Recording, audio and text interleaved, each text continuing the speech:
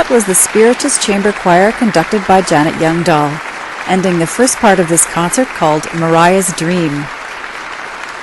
Calgary singer and actress Rose Minton is Mariah in this story. Mariah Thomas was Rose's great-great-grandmother. Rose found out about Mariah when she had to do a paper for university, so she took the stories that she gathered and the research that she did to put together this concert, Mariah's Dream. Conductor Janet Young-Dahl also collaborated on the concert version, encouraging Rose to tell the story of Mariah in the first person and choosing the music to go along with the stories. Rose Minton and the Spiritist Chamber Choir performed Mariah's Dream at the Cathedral Church of the Redeemer in Calgary. You're listening to it this afternoon on CBC Radio 2 in Alberta on Our Music. I'm Catherine McClelland. Now Rose Minton continues with the story of her great-great-grandmother, Mariah Thomas. Life on that plantation was hard. Only let up we got was on Sundays and when Massa was coming through. We could always tell when Massa was coming, 'cause food got just a little bit better. There was more of it, and sometimes there was a bit of chicken. See, the overseers had to fatten us up, so Massa would think all that money he was sending to feed us was really being used to feed us. Then right before Massa would ride through, overseer would line us up and rub pork across our lips. That way, we'd be smacking our lips and our mouths would be nice and greasy and we'd look well fed. After a while, I caught on to overseer's trick with the pork, and I thought of a trick of my own to play. This time, when the overseer rubbed that pork across my mouth, I bit it. Then I says, "If y'all says I ate some pork, I'm gonna eat me some pork." Overseer slapped that pork out of my mouth so quick, but I didn't care. That little piece of pork was mighty tasty going down. Mighty tasty in a mighty big way. Well, after Massa left, I was taken out and beaten. I knew I had it coming, but I didn't care. I had me some pork, y'all.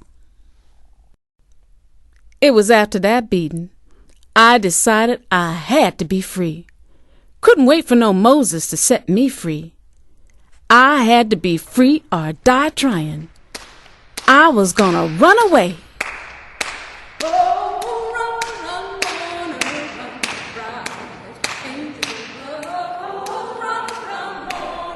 This here's a song us and slaves sing to each other when we know it's better for us to run away than to stay. Might be somebody like me that the overseer has it in for.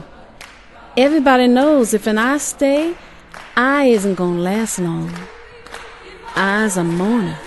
I needs to be set free.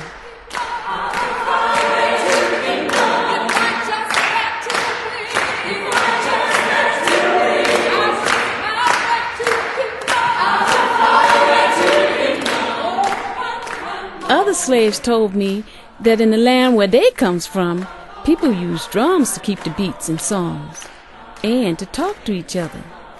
But here, they don't got no drums. Massa fixed it so they couldn't talk to each other that way. 'Cause if they was to talk to each other and Massa couldn't understand, why, they could be planning all kinds of devilment.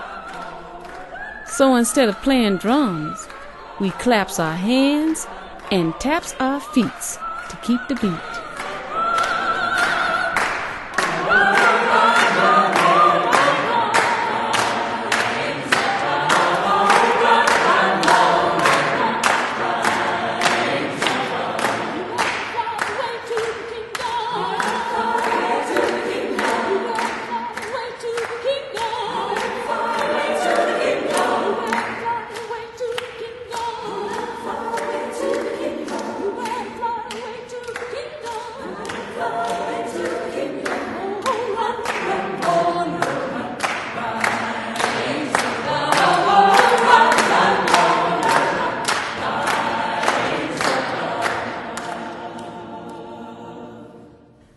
I listened to the other slaves talking about running, And I know that when you runs, Massa sends the bloodhounds out after you, so I had to be crafty.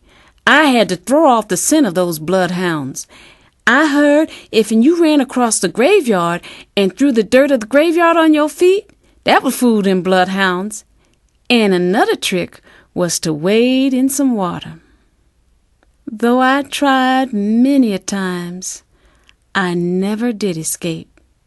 I always got caught and beaten, then sold. Nobody wanted to run away.